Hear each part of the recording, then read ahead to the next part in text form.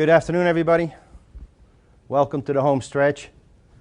This is the hard part of the SNAME conference, to see if you can still get a couple of meetings in and learn something in the last couple of minutes. This is a TNR session, so it's not like a paper presentation, but we have a reason to provide this, and it's related to TNR. TNR being the programs that SNAME runs, and SNAME has many TNR panels. Main panels, I think there's about 15, and sub panels there's another probably 20 or 30.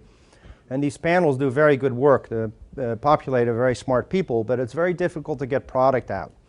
And I struggled through the same thing. I've been a chairman of a couple of panels, and one of those infamously was EC7, which is related to oily water separators. I was also a chairman of an ad hoc oily water separator panel. And we've done things, surveys and written papers, and done all kinds of things that we try to do jointly. And it's always been very difficult. The investment that a panel chairman has to make to get a product out is really beyond the call of duty. And having done that work in oily water separators, we were approached by our National Fish and Wildlife Foundation to give oily water separator research another shot. And we had a lot of freedom in setting the program, and in setting the program we decided that at least this program would focus on exploring as to how you can get results on a subject that nobody wants to talk about. And in doing so, we both ran the program, so we actually have oily water separator results, which by themselves are very interesting, but you can find those on the website. There is a final paper if anybody is interested in it. But what we're going to do here is very quickly go through the results of the study. And the study was called MAX-1, and SNAME was a partner in it. And then we will explore the social media that exist and that we've tried out, and tell you as to how good or how bad these social media were. So Hannah will do this because she's much more conversant with computers than I am. Hello, everyone. So as Rick mentioned, we were asked to do this study. It was a 6-month study about the effectiveness of oily water separators in shipboard waste management. So this is just the description of what this presentation is, but the important part is that link there. So if you want to know more about the MAX-1 studies themselves, there is so much information at that link that you can access. Briefly, as Rick mentioned, we're going to talk about what the MAX-1 studies were, the deliverables and outcome, and then we're going to move on to the process as soon as we can, so that we can kind of inform about how to run a project like this. And we'll just talk about some lessons learned.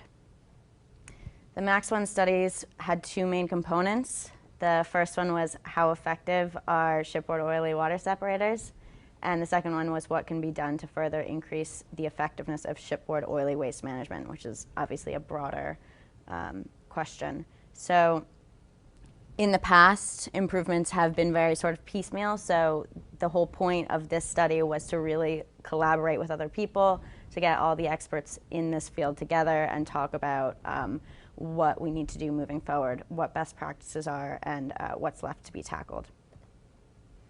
SNAME has done a lot of work on this, which you may not or may not be aware of. Rick mentioned it, so I'm not going to go into it in any further detail. But if you find the MAX-1 chronology on the website, that talks in great detail about the past efforts by SNAME and by others.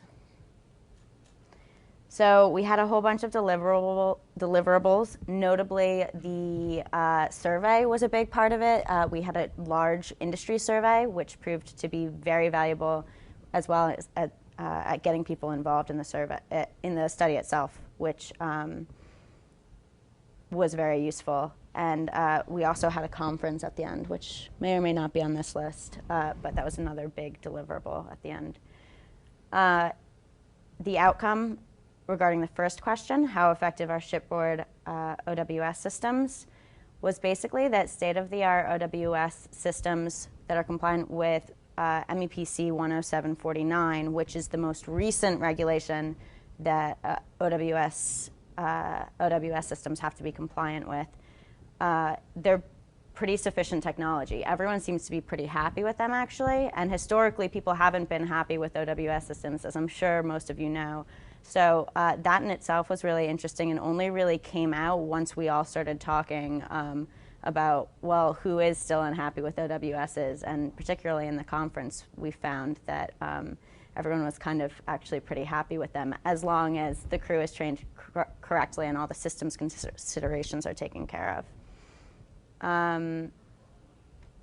And so the previous regulation that OWS systems had to be compliant with was MEPC-6033, and that's being phased out now with current regulations. So we don't really have to do anything more with regulations with OWSs. So they'll be phased out as new ships are constructed, or even if you have a large repair that needs to be done on your OWS, you're going to have to upgrade to 10749 anyway. I'm not going to talk about this stuff anymore. I could go into more depth about 10749 versus 6033 and the implications for OCMs, which are here. But I'm sure you guys probably know at least some stuff about that. The second question, there were 6 main outcomes to where we can go from here with increasing oily waste management effectiveness. This, again, was really hashed out by the conference. So getting people in a room together to talk about it proved to be very useful. So if you're involved with the T&R committee, actually getting people into one room can sometimes be huge. So the things that came out of it were basically crew training is still an issue that needs to be tackled. In the survey, we found that crews still get very partial training, and that the actual OWS operations can be so much more improved if the crew gets adequate training. Port reception facilities are currently, for Annex 1 waste, an issue. Moving towards drier bilges actually solves a lot of the problems. Crew dialogue with shore management, exploring options for electronic record keeping, basically to reduce crew burden, and creating more of a culture of compliance and trust, communication and transparency, which is easier said than done. Skipping over this again. So this is the basic process we used. We had, I'm actually just going to go, yes, now I'm less rushed. This is the basic process we used. I'm going to go through each of them individually, and I basically just have some screenshots accompanying them so you can kind of see what we did, and if you're involved with any T&R committees, you can maybe take some of these things back and use them yourselves. So, and I also have this little effectiveness bar on the bottom, so that's a 5 out of 5 there, and if they're not all filled in, you get the picture. So the website, we created a website at the very beginning, and we actually weren't too careful with updating it continually. So we didn't have, even if a product wasn't finished, we would sometimes put it up on the website, because it was also sort of the place where you could, the idea was that you could put everything on the website and anyone could access anything at any stage on that website. So if you said you had a conversation with someone about it, you could say, just go to max1studies.org and you can find whatever relevant thing you needed. So that turned out to be very, very useful, and for anyone in a T&R committee, it is worthwhile to have your own website.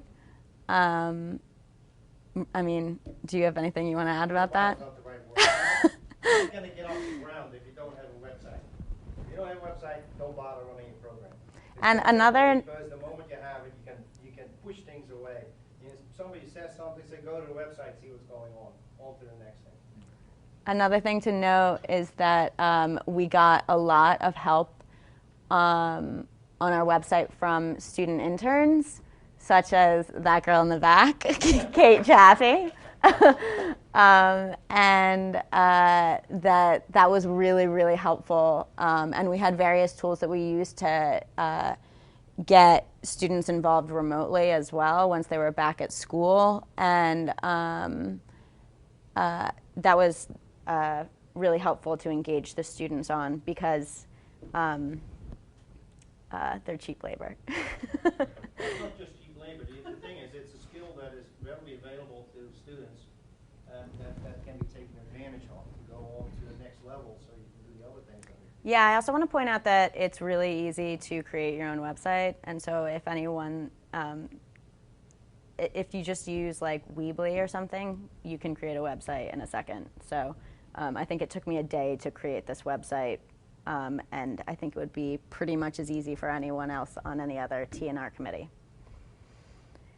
We did email updates about every 2 weeks, 2 or 3 weeks, to people. There was a subscription on the website you could subscribe to and receive the email updates. Simple was really key with the email updates. You don't have to make them fancy. If you made them fancy, people I think would just think it was promotional material. We would basically just put 2 or 3 points on what we were working at the time, and if you wanted to get involved in any of those, then you could click on the link and go to the place in the website and contribute whatever. Or you could reply directly to the email, which would just go back to me. So I thought that was a really useful tool, and it also ended up in people's inboxes, which was useful because then they flagged it as a to-do or whatever in their inbox, and it became part of their schedule. It also, Rick and I were talking about this earlier, that it was useful from a TNR perspective. It would be useful because it keeps the project living in people's minds. So it keeps the TNR committee from going dormant, which is nice. It takes 1 hour to write one of these, and 1 hour every 2 or 3 weeks is what you have to budget to keep bring a project to life. Do you want to stand up here, actually? No, talk. I just, no, I mean in terms of the microphone. No. Okay. Well, Rick is adding comments. So partnering. We partnered with a lot of different other organizations and companies, which was, as you see, less effective, mainly because it required a lot of effort for our particular project. People are a little cagey about getting involved in OWS things because of OWS prosecutions. So it was important in order to get legitimacy for the project, but it was definitely an uphill battle to get people to be partners and not just anonymous partners. It probably has implications for TNR panels in terms of funding, but since we were funded, I'm not sure we had to go the partnering route.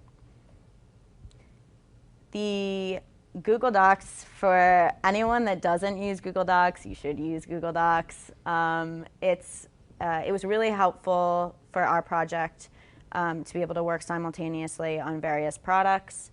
I think it would be useful for TNR committees as well, for everyone working in remote locations, and you're able to work in real time on the same document and talk to each other if necessary. So that worked out really well.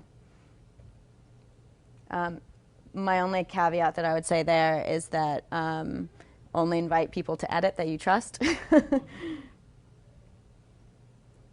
Basecamp was an online tool we used to coordinate with interns on the project, which turned out to be really useful. Kate set up a lot of that for us, and we had Kate at Web, and then we had a University of Michigan student as well, and a couple of high school interns. And you can basically just create a to-do, and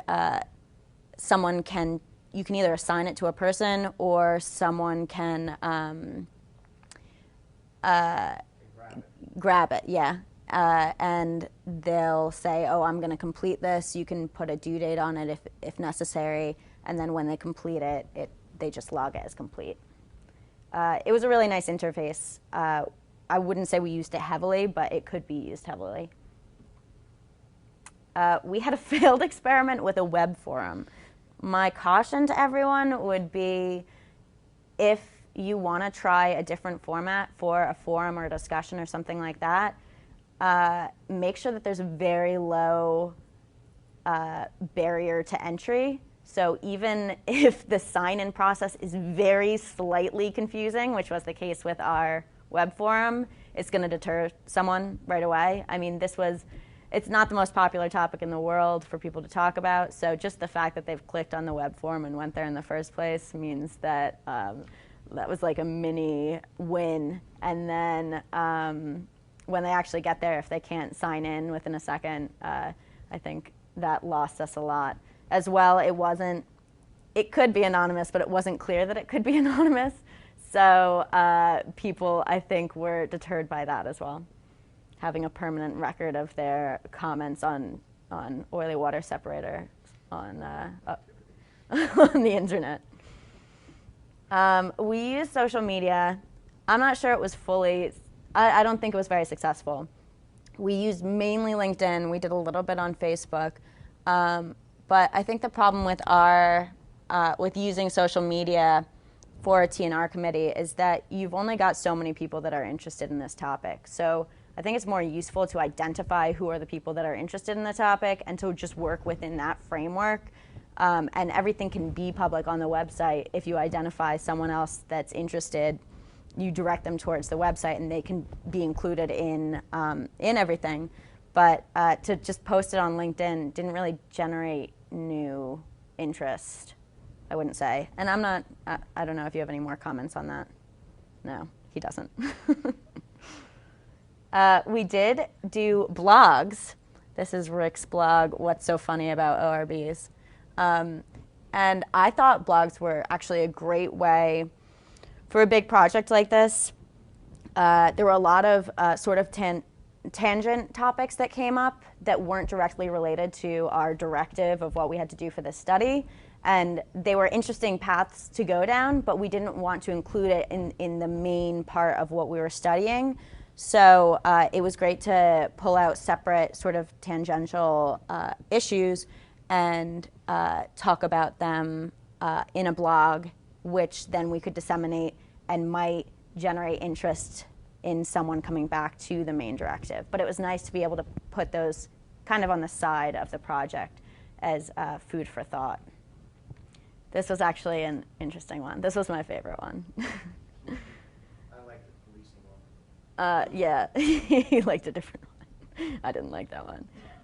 That's also another reason, actually, with TNR committees, sometimes I think you find that people disagree about things, and I would disagree about something with Rick or with someone else, and then it was nice to be able to say, well, this is my personal opinion that I'll write a blog on, and isn't directly related to the project. So that was nice as well. We did a survey, a pretty big survey. It was, I think now it's probably sitting at like 515 or so respondents that were mostly people who have been involved with OWS operations or shipboard waste management on an operational level. So the survey was really interesting. It was about 60 questions or so. And some of them were open-ended, which also had a lot of really interesting findings. There's a paper on the study, or on the survey portion that's as well on the website. But the main outcome from the cool part about the survey was that not only was there a lot of data we got from that, but it also gave people sort of partial ownership of the project and got them involved in the rest of the project and the other aspects of the projects, because once they provided their opinion in that sort of setting, they felt like they wanted to know more what the outcome would be. So that there were a lot of stuff. We asked like more in-depth stuff like does it affect the operation of the OWS, and then we asked open-ended questions that some of our interns aggregated very kindly. And also stuff about training. So all of that data can be like cross-referenced, and we put the full raw data up on the website, so if anyone wanted to play with it, they could. And so, for example, you could filter, you could see if people find that if people who are more well-trained or have received more training in OWS operations find that OWSs are more effective, which they do, but you can filter for those sort of results. We use SurveyMonkey, which I think most of you probably know, and it worked out pretty well for us. We also had a conference. There's the lovely Eric Sy there in the middle representing SNAME for you guys. I thought that was really effective, just from the perspective of getting everyone in the same room, and as well because we really pushed to have sort of a cross-section of all the different stakeholders that were involved in this. So it was really cool. We ended up with Coast Guard representatives, manufacturer representatives, ship owners, crew members, professors, environmental management people. It was interesting, and I think that's actually where we really hashed out a lot of the final outcomes of the study. So it was good to kind of do that on the tail end and get everyone in the same room. We had a library where we kept all of the documentation related to the study that we picked up along the way, which was a lot. We had it on the Weebly website, and there wasn't a search bar, so that was a problem. But, I mean, you could always do control find, so it was fine. The library was more useful in the sense that it generated the chronology, which we made, which was a narrative record of all of the bilge water management efforts to date that we found. So the chronology is still sort of a live document, but it's really long at this point, and it really gives, we did like little descriptions about what the document was, some keywords is the last column, and all of that documentation links back to the original location online, if available, and that proved to be really useful in identifying key players, so that's a good sort of way to do that. Finally, this is my last slide, lessons learned about this 6-month study. Where the first one is getting stakeholder involvement on an unpopular topic is really hard, and it's an uphill battle constantly, but it does add a lot of value. We came up with some novel solutions because of the discussions we had with others, and getting all these people involved really helped identify best practices. It's necessary to have personal follow-up, which is really annoying. We ended up spending about half of our time on this study just really following up with people to get their opinions on things or whatever. And getting people to take at least partial ownership of a topic or an aspect was a good way to get people to have sustained involvement. Surveys, I think the survey is what did it for us. So that might be something to take home to your TNR committee. Topics with few experts across a wide geographic area require simple, easy to access online tools.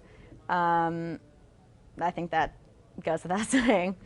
A narrative approach like the chronology is really useful, and actually it's really useful to do at the very outset of the project, and as you add things, you can add them to the chronology. I think it would be useful for a lot of TNR committees. Engaging all those tools at the beginning is key. Engaging both young people and old people. It was really interesting actually with the MEPC 10749 compliance systems and the 6033 compliance systems, because I think younger crew members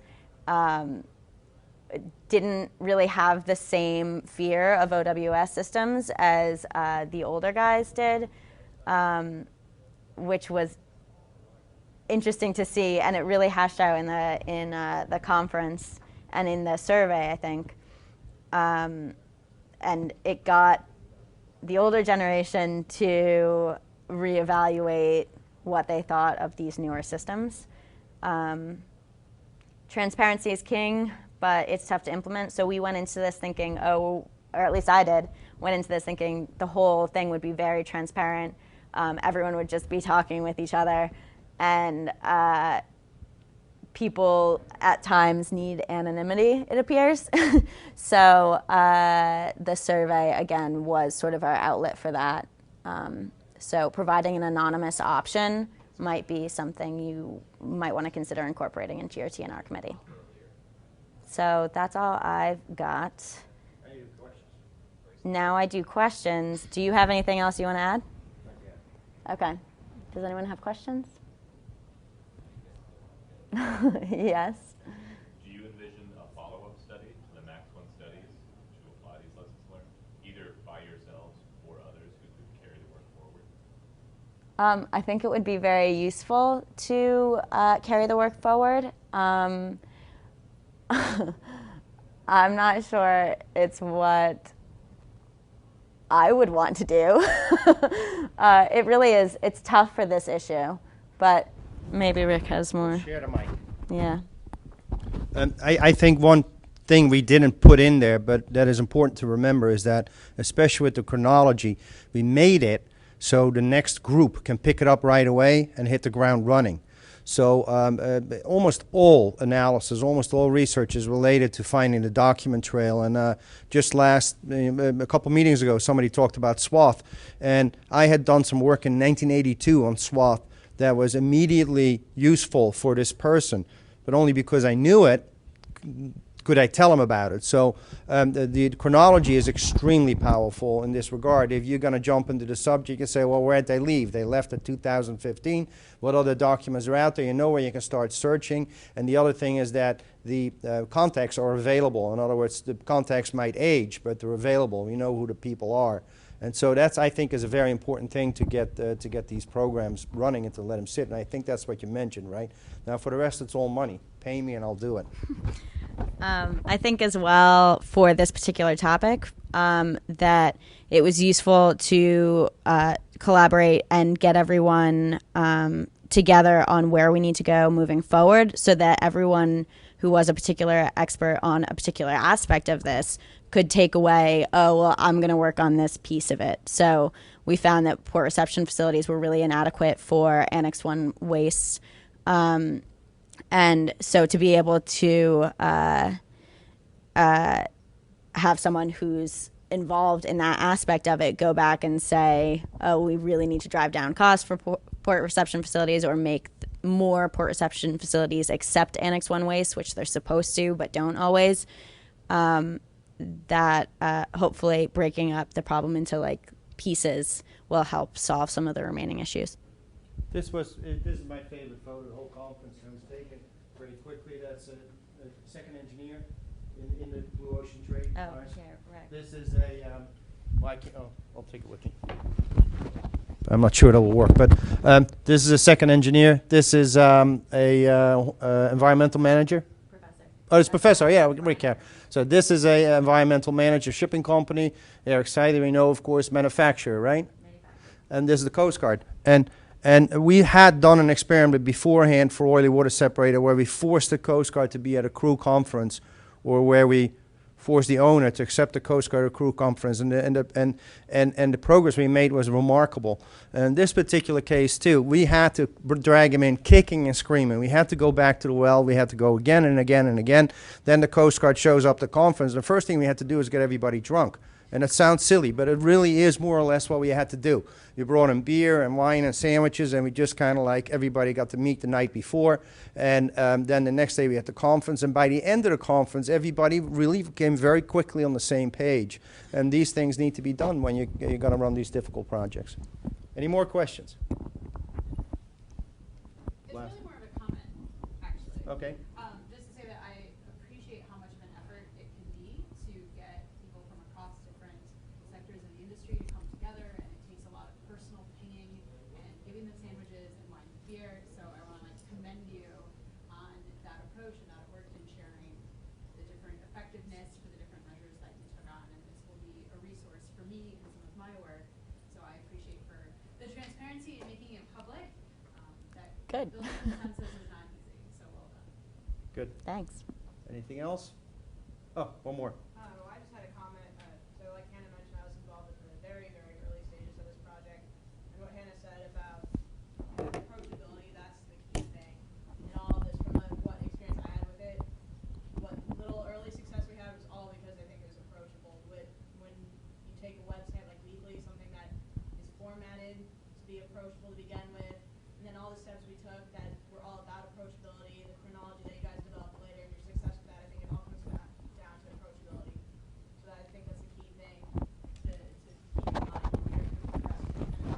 And to drive this back into SNAME, the SNAME website has the whole SNAME web structure has a lot of things, forums and blogs and all kinds of stuff. And so in theory, you figured this would facilitate this type of work, and I've tried to do it within the SNAME structure too, and it's all there, it exists.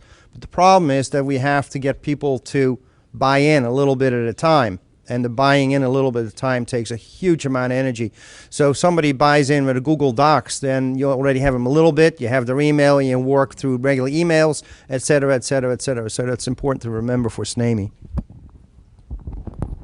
We're done. Good. Next one, right?